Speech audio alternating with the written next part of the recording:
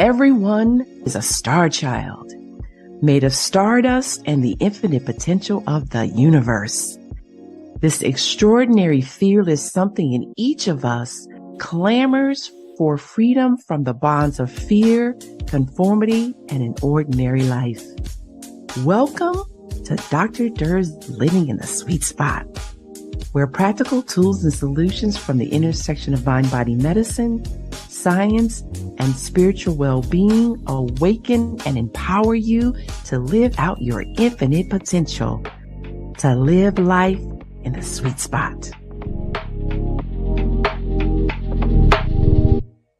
Each of us learns about who we are and what's possible for us from the people around us, from our families, our communities, from the societies and countries that we live in.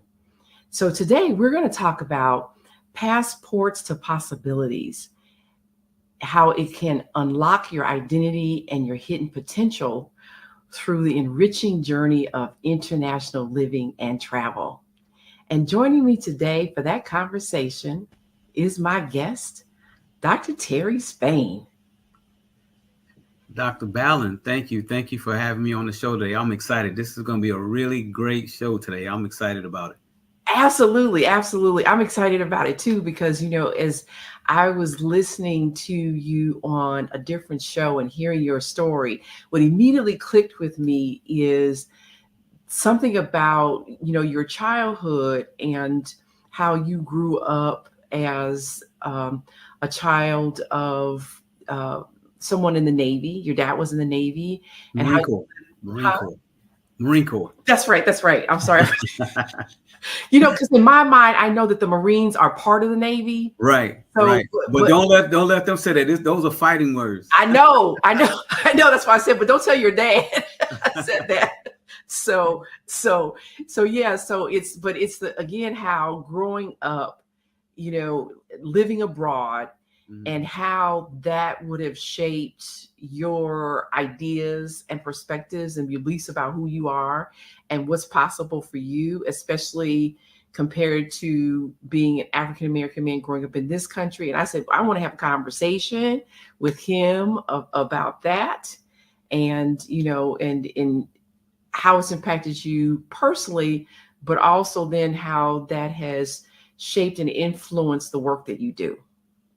All right. That sounds good to me. I'm excited to, talk about all of this. So yeah. It's definitely going to be a great conversation. And, you're pretty awesome yourself. So those, appreciate that. Oh, you're more than welcome. So for those folks who, again, not had the privilege or the honor of, connecting with you just yet, Dr. Terry Spain is the Chief Executive Officer of Terry Spain Consulting, LLC, specializing in diversity and leadership training, motivational speaking, mentoring, and team building. With a distinguished 21-year career in the U.S. Navy, Terry served as an instructor for the Senior Leadership Development Branch at the Defense Equal Opportunity Management Institute, also known as DEOMI, in Patrick Air Force Base, Florida, where his exceptional skills attracted the attention of the White House and the U.S. Naval Academy, amongst others, before he retired. Terry is also the author of Hey, Young Man, and Just Lead. Again, he is a U.S. Navy Petty Officer, retired, and is a highly experienced sports commentator providing expert coverage of various professional sport leagues, including the NBA, the NFL, and the NCAA.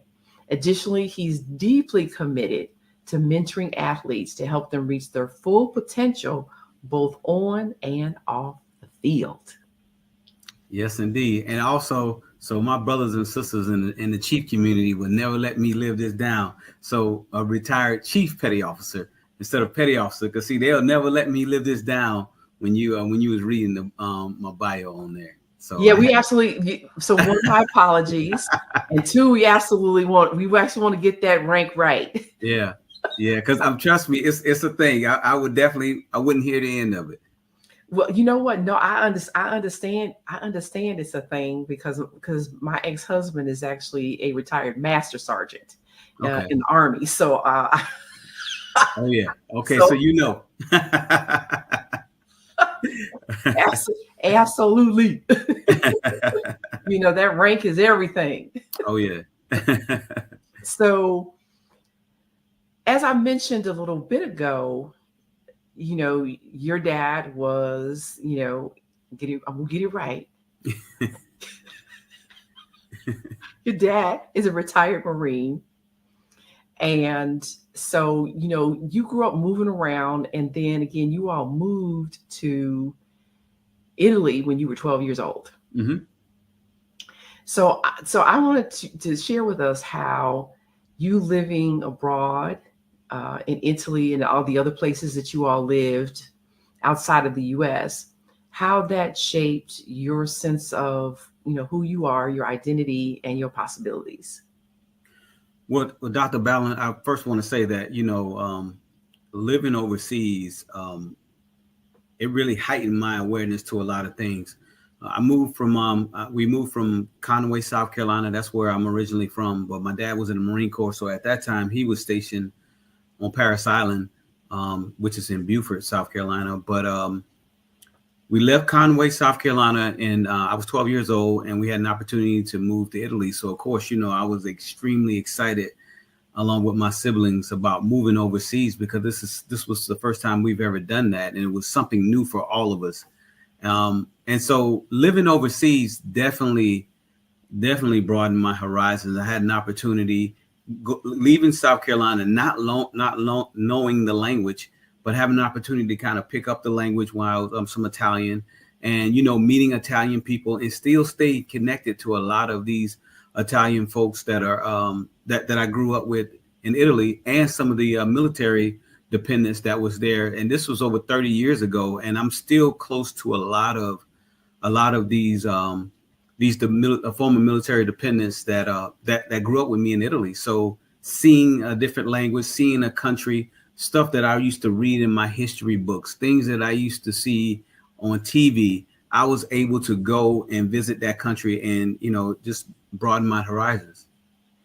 So, what were some of those places that you got to visit that were in the history books? Because I can imagine, it's like like standing on the steps of the Acropolis, and I mean, I know that's Greece. I know that's Yes. Greece, but I'm just, I'm saying it's.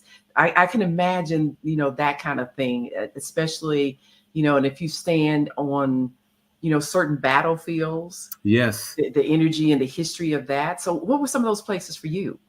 Well, so one of the things that really stood out to me, and it really stood out to my mom too, was the Spanish Steps in Rome.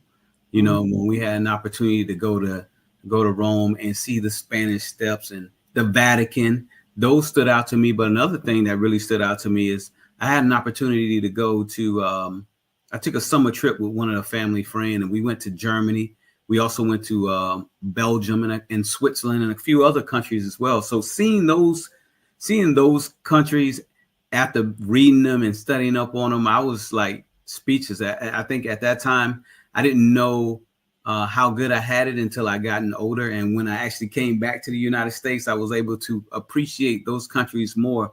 But Rome was definitely one of the things for me. And Capri, it's an island right off the coast of Naples, an isle of Capri. And my sister actually got married in Capri. So yeah, I can just imagine how that must have been for you, right? Because I think about, because I love to travel. And Yes. the reason I love to travel is because travel frees my mind. And in a very intentional, purposeful way, I can't operate off a routine, right? I have to think about what do I want to do? Where do I want to go? How I'm going to get there? What kind of food do I want to eat? And I found that obviously the energy of places is different. So one of the places I love is Paris. Mhm. J'adore Paris. Uh, I I see you love it. I can hear the accent. Yes, yes. So yeah, I adore Paris, and there's again, the energy of it is such that for me, that I'm so at home and comfortable there. Mm-hmm. In places that tend to be French speaking, like in Saint Martin, that people when they thought I was Parisian, and it's so it's a very different sense also of myself Mm-hmm. and other people's perceptions of me as well, right? They think I'm Parisian. I've had people say that they thought I was African, not Right. African American, but they thought I was African. Mm-hmm. Or there are other places where I've been where they thought I was Dominican, Mm-hmm. or they thought I was Cuban. So again, to me, it was one of those things. It was eye opening and mind expanding or awareness expanding, because other people are seeing me differently also, compared to some of the more, I think, limited ways that as an African American woman that I'm seeing here in the U.S. Mm-hmm. So again, how did that, like, what form did that take for you specifically in terms of your own identity? You talk about as far as like living overseas and Yeah, how that influenced, yeah, living overseas and traveling internationally, how that influenced, your perceptions, of yourself, of who you are as an well, individual. and I had and one of the unique things is like I went there at 12 years old, so and being a young African American male going to a different country where a lot of people don't look like you. We did have Africans that were actually living in the country, but just having the African Americans that you can relate to that was from the United States. There was some that was they're affiliated from the military, but quite honestly, it really made me kind of hone into myself.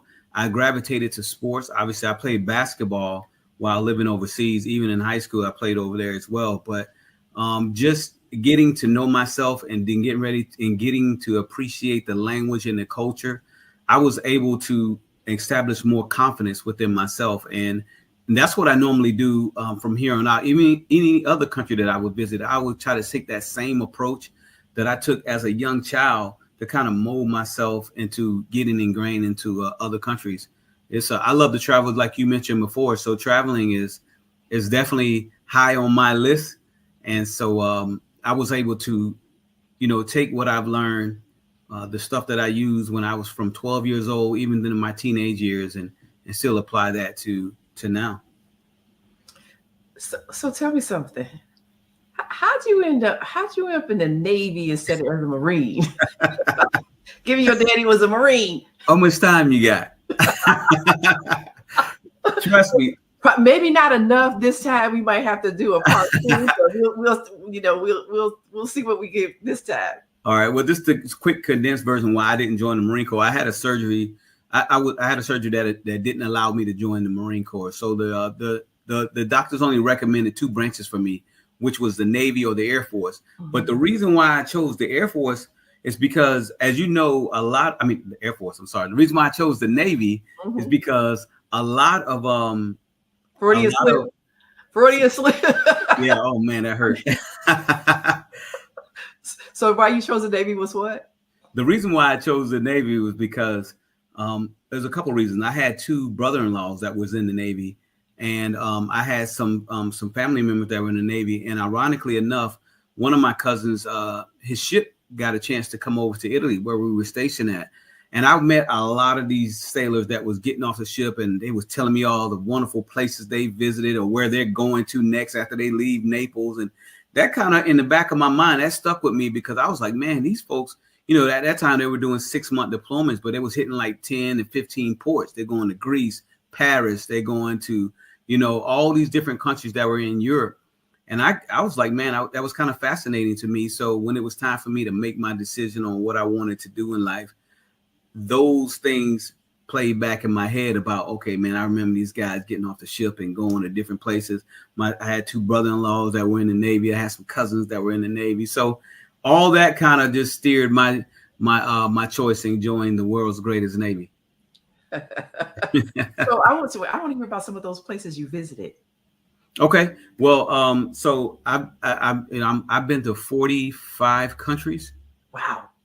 and that's including I went to Vladivostok, Russia. I went to Hong Kong, Thailand, Australia, Africa twice, um, So South now, America, Principe. since Africa is a continent, Yeah, country, and it's the biggest continent on the planet. the biggest. Yes. So where did you go in Africa? Okay, so I had an opportunity to participate in this exercise called AFCOM Partnership Station West, which is where I dealt with a lot of things in West Africa. I was the PAO, Public Affairs, for West Africa. So Nigeria, Congo, Sierra Leone, Senegal. I traveled all over West Africa doing this AFCOM Partnership Station West. So that was my first time being exposed to the continent. And I have to admit, I was that changed my entire outlook on life. The things that really mattered to me, or I thought that was a big deal, living in the United States, wasn't too much of a big deal, because I saw how these men and women lived, and I saw how they were able to not everybody was impoverished, but I had an opportunity to see how happy they were with less. And so I said to myself, I used to get upset when the internet would run slow or when my phone wasn't working right. But interacting with these men and women while living over in West Africa, my whole attitude and thought process changed, and I'm extremely grateful for it. So what became important to you now as a consequence of that experience? Just living, relationships, friendships, health. Those things became a lot more important to me after leaving Africa. Okay.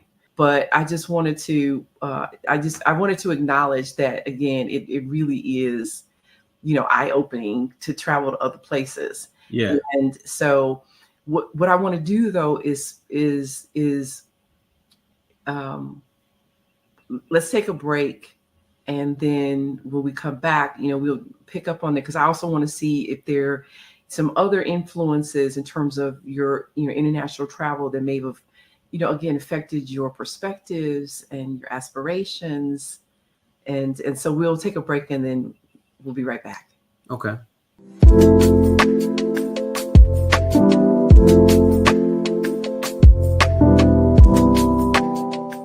Heaven Abounds in You takes you on an inward journey of discovery that dramatically transforms your outward experience of life.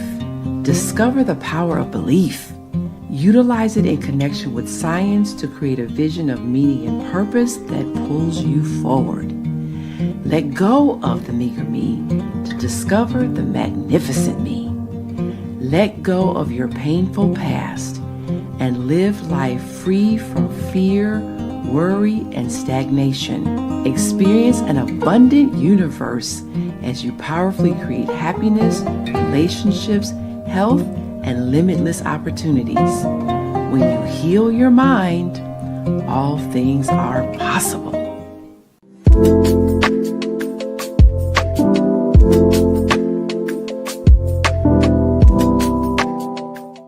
Dr. Ballin A. Durr here with my guest, Dr. Terry Spain, and we are talking about Passport to Possibilities, unlocking your identity and hidden potential. So before the break, we were talking about how travel would have, changed your perspective, values, and even your aspirations. Yeah, and quite honestly, so we're doing a lot of traveling, even from an early age. You remember how I mentioned before how we would read different things in history books, and for you to be able to actually see those things, those really actually going to Rome and visiting the Vatican, they changed my perspective on a lot of things, because when I would have an opinion, or someone else would have an opinion about a certain culture or a certain statue or a certain anything, and oftentimes they've never seen it, they never visited it. So I had to take face value for myself and actually go and visit these places. And that's one of the things that I do now, is that I understand that people have their own opinions. Like you and I spoke about Paris, and I mentioned to you about my experiences in Paris, and you were mentioning how great your experiences were. But honestly, it just I'm willing to visit Paris again because of how much you've talked about it and how great that you've talked about it. And I thought to myself, and this is some of the things I think that we need to do is say, well, maybe we missed out on a few things. Maybe we didn't see what we should have saw, or we didn't encounter the things that you encounter. So I like to travel, and I like to incorporate different people in my travels so that I can get a better perspective on life and get a better perspective on their cultures as well, because sometimes that can be overlooked. And there's a lot of cultures in the world that think that the United States is arrogant, right? And I so wonder why. and so I can remember one time when I was living in Japan, Uh-huh. and if you don't know about the Japanese cultures, they don't talk as much in public like we do. We're loud and things of that nature. We like to make jokes and some of these things. But I sat on the train one day, and I observed. I'm an observer, so I sat on the train one day and I watched these Japanese men and women just either reading or some was on their phone, but that was it. There was really no talking, no nothing. But they had a couple Americans that was on there. They were loud, and the Japanese folks were just looking at them like what's what, because they didn't understand the culture Mhm. and things of that nature. So just by for me, um, understanding people's cultures and understanding that Japanese are punctual people, they're not as loud as we are. It just makes me appreciate traveling abroad and incorporating other people into other people's cultures so they can see and take back some of the things that they've learned and actually utilize those things and mimic those here in the United States. So you know what that is such a great point, or I should say great points that you make. And one of the things that was part of a conversation that we had about this very thing. So one, I'm glad you're gonna go and go back to Paris. Uh, I'm gonna give it one more chance. so so here's the other thing too, though, that I say, and people talk about how they feel like they've been snubbed, Mhm. and that French folks are rude or arrogant to them, and do you know what I say? You know what I say to them, Terry? What's that? Tell them, I say, think about if this was your house. Would you want someone to come to your house and say, I don't want to speak your language. I don't want to eat your food. I don't want to do what you do. I want to do what I do. So when Hmm. folks say, so I'm going, how would you feel under those circumstances? Yeah. And so I tell folks, so if you really are not opening to expanding your mind and your Hmm. awareness and perspective from the fact that there's more than one way to do things, Right. and if you really want to keep doing it the way you're doing it at home, then stay at home. Stay Hey, home. hey, point taken. I'm telling you, I definitely understand. It baffles me though. But there's a lot of cultures that they actually speak English, but they won't speak English if you're not trying to speak their language. I have witnessed that on several occasions. But the thing about it is, one of the things when we talked about me growing up in Italy, let me tell you one of the things that prepared me for living overseas was I learned the language. So every country that I went to, growing up as an adult, um, I learned some phrases to get me by. When I lived in the Philippines, I learned Tagalog a little. When I lived in Japan, I spoke Japanese a little. Not, I wasn't fluent, but it got me by, right? Yes, yes. Um, when I went to Africa last year, I went to Eldoret, Kenya, and Nairobi, Kenya, when I did an empowerment summit. I learned Swahili. Ah, I'm not fluent. I'm not nowhere near fluent, but I know the basics. And so, those are if I think if we adopt those ideas, it will make our time in these different countries a whole lot smoother. Of course it would. And so I want to applaud you. Bravo.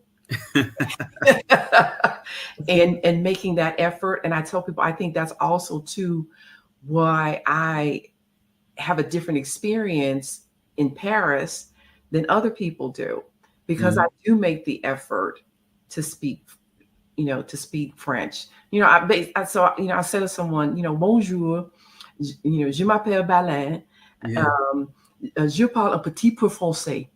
Speak a little French. That's right. Va bene. That means okay in Italiano. Yes, and so number one, I say what I know, and then obviously at the course of having the conversation, then what starts to happen is my vocabulary starts to come back. Hmm. So I start saying more and more things, but they appreciate the fact that I make the effort, Right. right? Right. They're also this, the surprised look on their face at the quality of my accent. They're like, wow, you speak really well, right? Because I'm intentional Yes. about speaking the language as as best to the best of my ability, and sounding as much like their accent as I can. And It's so, fun. It's funny you should say that because when I speak Italian, I speak like an Italian. So mhm. folks look at me like, "Che cosa fai?" You know, and they're like, "Oh my God!" Like they cannot believe it. But that comes from years of practicing, and a lot of folks don't know that I actually grew up there too. So that definitely helps out a lot. So I can definitely understand where you're coming from when you actually you speak the language, but then you speak it in their tongue. So I definitely understand that. Yeah, and it's greatly appreciated. So I think, Yes. again, I think then that opens up their hearts and receptivity to me, uh, because I am making the effort, Right. right? Because Mhm. like you said, because sometimes you speak, and when I say what I can say, then I'll say, parler anglais, and they're like, yeah. Yeah, I do. I speak three languages. And that's the other part too, that I think that as Americans we're really at a disadvantage. When Mhm. I'm in St. Martin, and St. Martin has a Dutch side and a French The side, French side, right? there are people there. It's like more than 100 countries is what I've been told, Hmm. if I remember correctly. And so everyone that's there, that lives there, they're speaking 3 or 4 languages. Hmm. Interesting. Compared, yes, compared to me and my little bit of French, and then hablo muy poquito español. Right.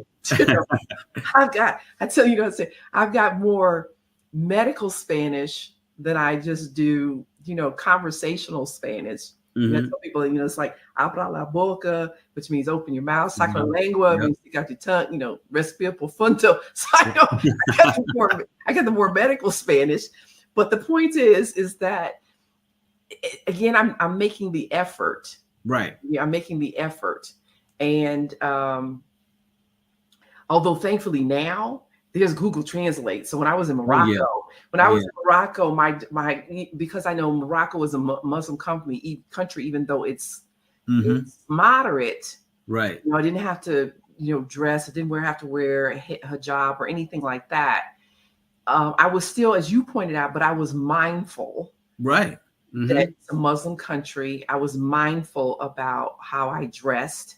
Hmm. So while I didn't wear, maxi dresses or maxi skirts or anything like that, I never wore anything that was, that was too short, or Hmm. was too exposed or anything like that. So when I would, so I had a driver though, because I was like, you know what, this is still a country that defers to men.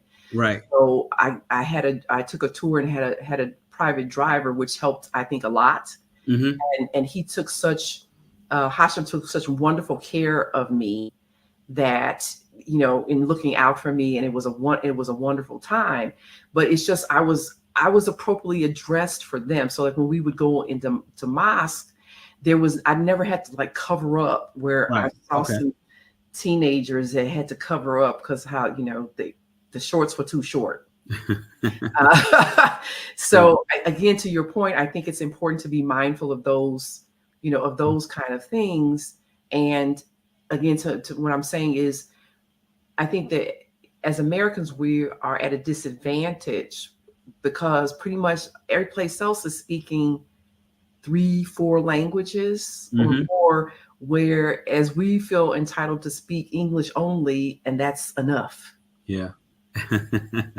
So I encourage folks to again stretch out, Yeah. learn something new, learn to see things from a different vantage and from a different perspective. Now, I would really love to hear though, if was there a specific experience that you had that you really feel that altered, um, caused a major shift for you personally or professionally because of the international travel? Yeah. And that's a spot on question. Because sometimes I get chills when I talk about it. But this happened recently. Hmm. When I told you I had an opportunity to go to Eldoret, Kenya, and Nairobi, Kenya, I was asked to come and do the first ever Kenyan Young Men Empowerment Summit, Hmm. and we had a couple hundred young men and women. It was initially for men, but some of the women were like, "Hey, what about us?" So we invited the women to come out, and some of the local women and some of the local politicians that were in the area, they came out and they took the women and kind of gave them some tools. And then for us, I brought along five other gentlemen with me. I had them come along with me. That's from the United States, and they've never traveled to Kenya, and some of them never even went to Africa. So it was rewarding to do an empowerment summit with um, with these young men, because we've created a relationship and a bond with them, so much so that we still keep in touch to this day. And one of the initiatives that I'm doing is creating a pathways for some of these young men and women to come over to the United States and excel, because all they're looking for is just that chance. They're looking for an opportunity to come over here and show what they can do. So I'm already working with folks that can create pathways and hire them on to come to the United States. And but just seeing that, witnessing them, how they gravitated towards us, because it's totally different from, I mentor a lot of young men, and it's just not athletes and women here in the United States, but over there in Africa, obviously they're a lot hungrier for other reasons, right? Because they want to make a better living. They want to do all these different. They want to leave the continent of Africa, the country of uh, of Kenya, and they want to come over to the United States to make it to the United States. You know what I mean? Hmm. So they want it more in some aspects, but seeing that and seeing how humble they were, but the hunger, to me, really, that whole time I was there, really did a number on me, because um, they don't take life for granted Hmm. often, and so they know what they need to do. They want to come to the United States so they can feed their families back in Africa, and then bring them back over, or they come back to Kenya, or some of them, and be able to make a living for themselves in the United States so they can come back to Kenya and help build. And that's what I like. And so just by interacting with them, interacting with some of the local government, I had an opportunity to interact with some of their local government there, Hmm. and it did absolute wonders for not only for my life, but for those other gentlemen that I invited to come accompany me over to Africa. They can't stop talking about it, because they made an impact on those young folks' life, but they don't know, those young folks don't know that they made a huge impact on all of us.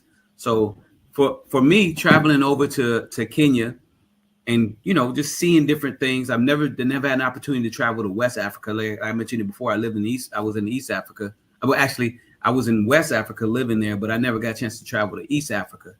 And just to have an opportunity to see that and interact with those folks that are over there, man, I definitely would absolutely go back at any time, and I plan on going back. And if I had it my way, I would actually move over to Nairobi if I could. Really? So what about Nairobi spoke to your heart so deeply?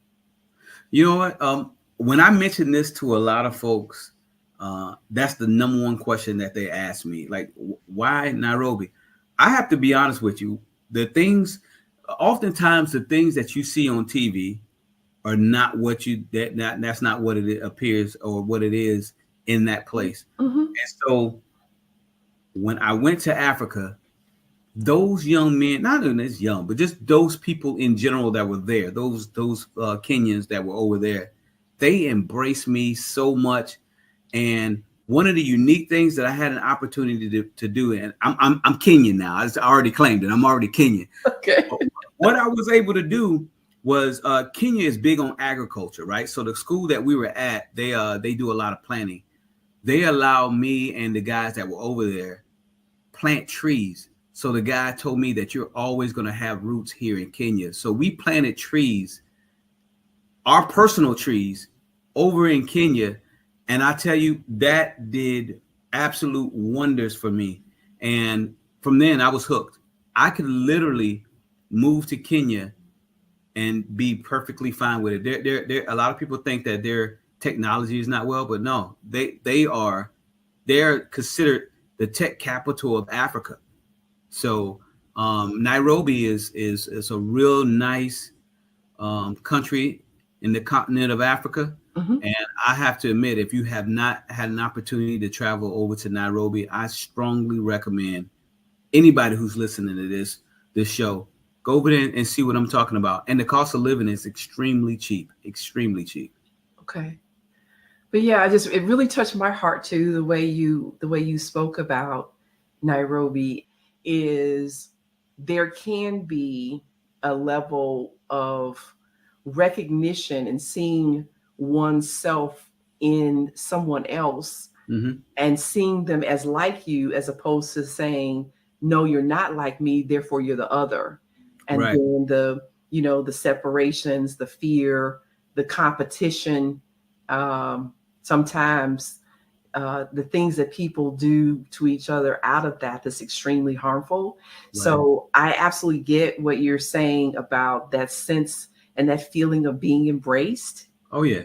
right? Yeah. Um, and actually, actually reminds me too. When I even think of my trip to Morocco, there was some a mom and her daughters and one of their friends with them. They were in high school, but they had us. We were dressed in uh, I think it was Bedouin garb, and Mm-hmm. and we were riding camels. So we took a picture. There's the before picture, before they dressed us, and then there's the after picture. And I'm in the photo, and I'll show it to people and say, "Pick me out." Do you know a lot of folks have trouble picking me out of that photo? That's interesting. Yeah. So I think there is very much, as you well know, all of us are seeking that acceptance and that connection. Yeah. And and through that, I think it also enables us to develop an identity that is transcendent beyond who I'm not and what I can't do, which therefore I think then frees us to live out our highest self and greatest possibilities. Yeah. I tell you what, it was destined for me to go over to Kenya. And you and I talked about my book, Hey Young Man, right? Mhm. The reason why I was able to go to Kenya was because of that book, Hey Young Man. Okay. And so we took a lot of the things from that book and incorporated that in the Empowerment Summit. And so um, just learning, not only having them learn from my book, but actually learning from them and learning their customs and courtesy and all the dialects that they speak over there. I'll tell you what, they had me when I planted my tree. I was already done. I already told them, look, I'm Kenyan, and no way y'all can get away from from I'm not gonna get y'all. I'm not gonna have an opportunity I'm gonna be here every time. They can't get rid of me that easy. So I told them that me planting that tree, and it's something about that, So I want to go back to that. When you asked me what was it, when my travel, I'm from South Carolina, so we used to planning our own stuff already, but it was something about planting that tree in Kenya did it for me. Yeah, and I felt it as you spoke it, because when they said, you have roots here, Yeah. and so by planting the tree, you have roots here, so you belong here. Yes. That's what I'm saying. I think it just speaks to the fact that we really are all connected, even if we don't realize that we are, because everything in the universe is composed of energy, so it's all connected. And so to hear somebody affirm that for you. Yes. Yeah, it's so heartwarming, and also I think and inspiring, like I said, because now I feel connected, even though I'm not physically here. Right. I know that we are connected, and I know that you welcome me back. Exactly. Yeah. Exactly. So that is awesome. Yeah.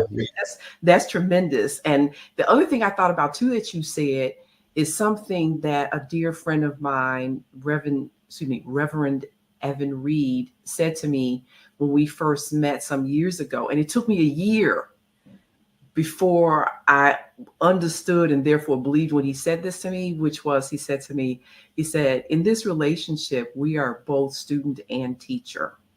Mm. And it took me, and over years' time, I began to see why that was true. So I can connect that to what you were saying about them. And then also, I was just going to tell you, if you need a translator, or something else that I can do, let me know. Now I'm gonna need some time so I can so I can work on my French. Or I need to work on. Oh yeah.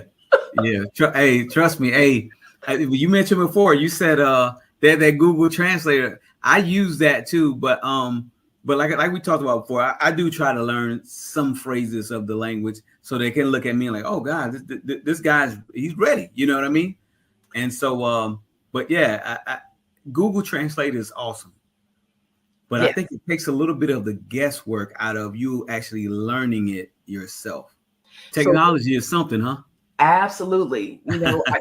I love technology when it works. Yes, most definitely. You and I both. Yes, when it works. So, you know what? I want to take another break, but then when we come back, let's talk about what you learned in terms of addressing challenges and overcoming adversity in your international travels, and then how that is now being translated, or anything else that you feel are valuable lessons that you learned in your international travel, how that's translated in the work that you do in the Terry Spain consulting. Okay. All right. All right.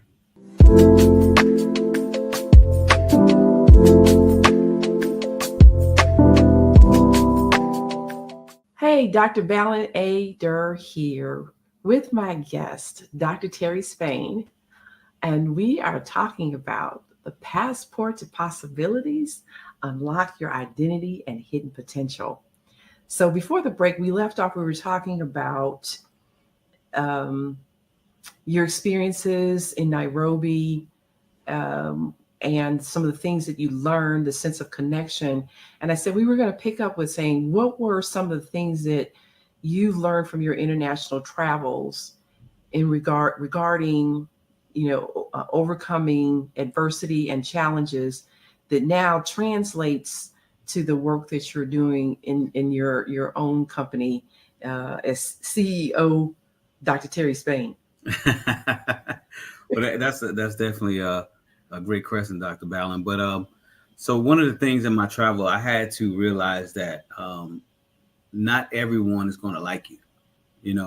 It's not because of your skin color. It's not because you're American, but there's some people. Wait, hold on. Come on now. I cannot believe that everybody doesn't like Dr. Terry Spain. You know what? I know it's tough, but trust me, they're out there. I don't know who these people are thinking, but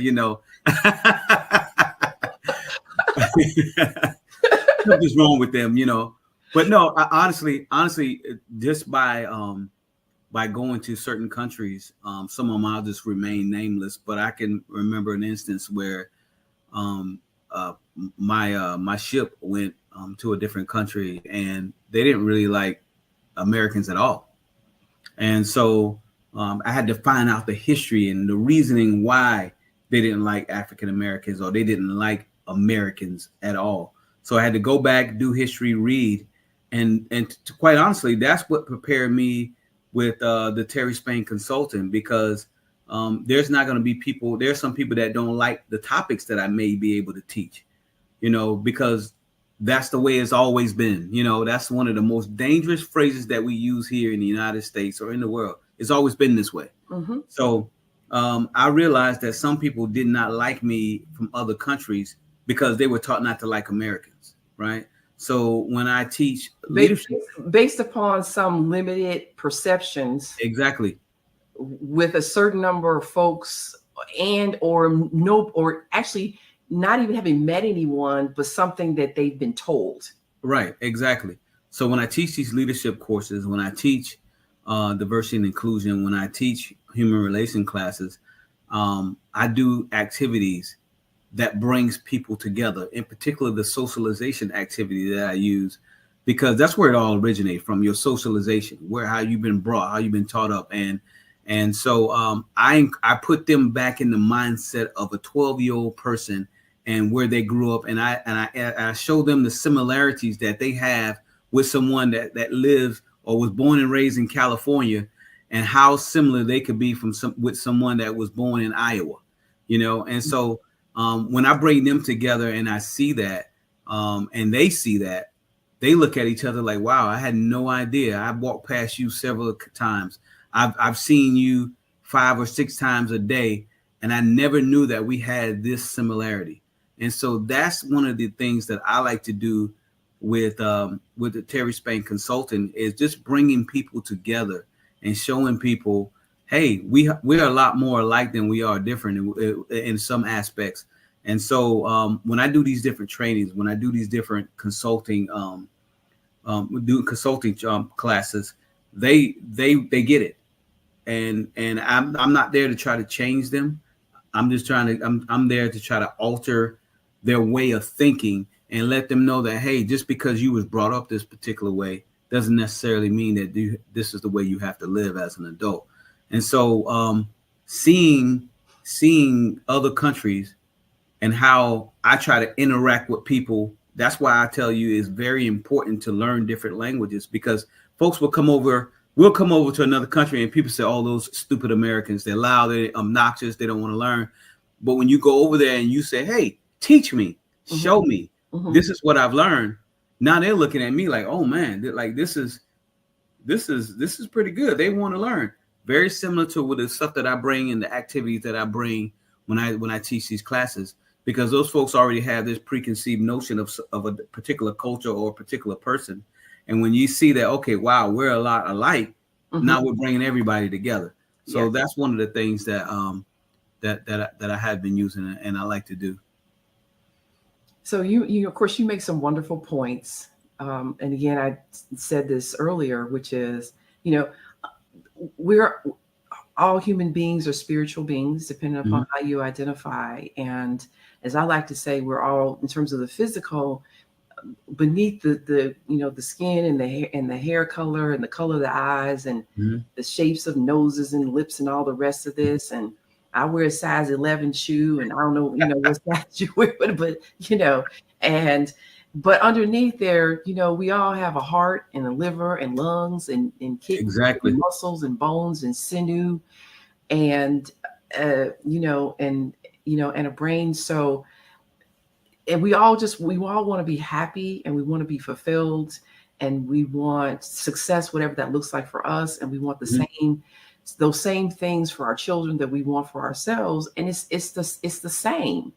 So to be lost in those things that really, even genetically, I think it's like we're pretty much 99% the same genetically. There's only slight differences in our DNA that gives us these physical differences that make us look different, but realistically we're not, and we're the same. So, and I also tell people, I said, when it comes to, I finally realized when it comes to folks, liking me and not liking me, if I haven't done something, that's really harmful or offensive, I tell people are like ice cream flavors, right? There's about 1,000 different flavors of ice cream. Right. So just because I don't like your flavor, don't make it nasty. Because you don't like my flavor, don't make it nasty. Right. Or say, and just because I ain't your flavor, don't mean I ain't delicious. I might have to use that one. Right. You know, so I think it's important for us to keep that in mind. Right. Right. And I also, in the same way, when it comes to purpose, our bodies are composed of 60 trillion cells. Mm-hmm.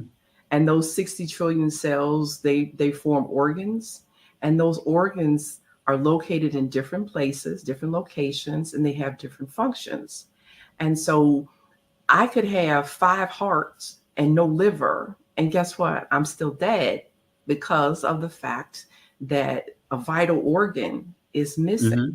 If too much of my skin is damaged, then I'm subject to get an infection and the body dying, because there's it's the largest organ of the whole body, and other organs can't do what it does. Mm. Or when I'm getting really cheeky, getting spicy, I tell folks, I said, as much as folks want to talk down on the anus, let that sucker back up and see if it ain't got some problems.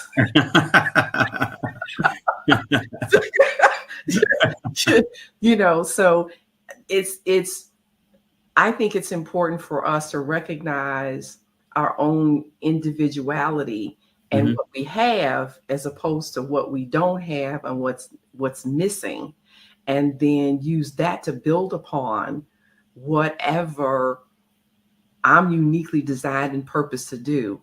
And it has value even though it's not your design and purpose. Right. I agree. Yeah. That was spot on. Thank you, sir. Thank you. So you've been spot on today too. So I obviously thank you for being just such a tremendous guest and sharing, your international travel experiences and how they've expanded your awareness and your identity and your perspective and the things that you value. And I'm sure that the tremendous impact and influence that it is having upon those that you work with, Mm-hmm. and the way it's changing lives. Right. Right. Yeah, I tell you what, that Kenyan Young Men Empowerment Summit really, I harp back on that because I saw the impact that Mhm. it made on these young folks' lives. So I'm all smiles with that. So wonderful. So again, thank you so much for that work that you do. And then just real quickly, how can they get in touch with you, and where can they find your book? Yeah, so there's a couple ways. You can go to my website, which is terryspainconsulting.com, or you can reach me on LinkedIn on the Terry Spain, or you can reach me on my Instagram, which I'm very active on. It's at Terry Spain 21, or you can reach me on Facebook because I'm on there as well, and I'm also on Threads also. So there's so many different ways that you can reach me, and then the book is actually on Amazon also. But if you go to my website and order the book, I'll be able to sign it, and I like to put little goodies in the bag. So you won't be able to get that off of Amazon, but if you go to my website, you'll be able to get the little goodies. So go to terryspainconsulting.com and you won't be disappointed. Awesome. And so with that, I want to thank my amazing guest, Dr. Terry Thank you. Spain. Thank you. It has indeed been a pleasure. And of course, I'm hoping you'll come back again sometime. Most definitely. I most certainly will. Thank you so much. All right. Thank you.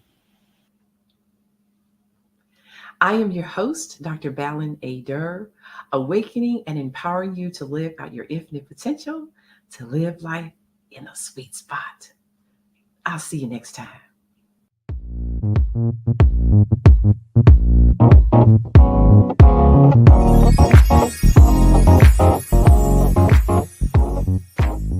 Thank you for joining us today in the sweet spot. Share, follow, and like us on social media. To learn more, please visit balinadermd.com, spelled BALINADURRMD.com. Join us next week, and remember, when you heal your mind, all things are possible.